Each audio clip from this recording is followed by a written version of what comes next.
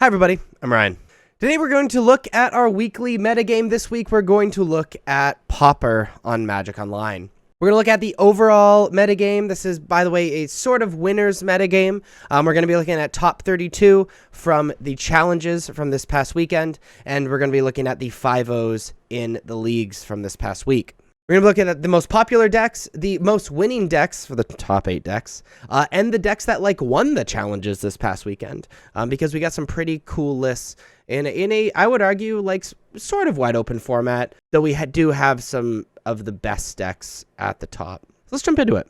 If we look at the Pauper metagame here over the course of the last week, at the very top, to nobody's surprise, the most popular deck is Grixis Affinity. This is a small gap, but followed by blue-black Control, and then Burn. Now, the Grixis Affinity deck is a deck we've seen quite a lot over the course of these Pauper metagames. It has been the most popular deck in Pauper for a very long period of time. It abuses the affinity mechanic in having a 1-mana divination and playing 4/4s and 2/2s for essentially free. It grinds with the best of them. It draws a ton of cards, and it's kind of just like a mid-range, leaning towards late-game mid-range deck, which is extremely hard to play with. If the game goes beyond 10 turns, the Grixis Affinity deck wins most of the time.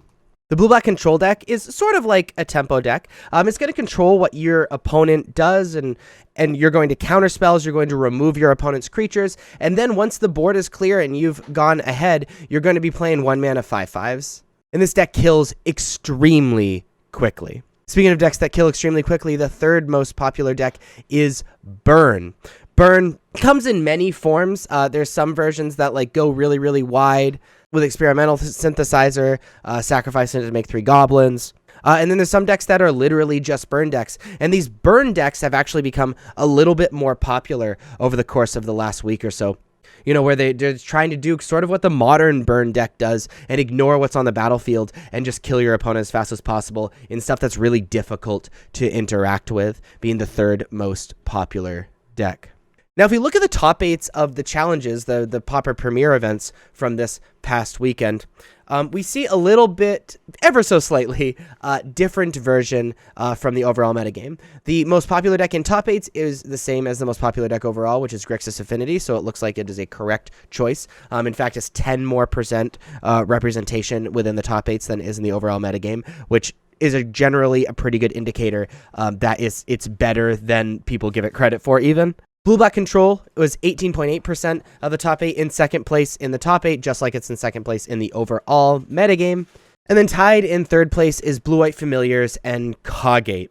Blue-white Familiars is sort of like a control deck. It's going to be stopping what your opponent's doing, flickering these enter the battlefield creatures that get value, and is just trying to grind with your opponent.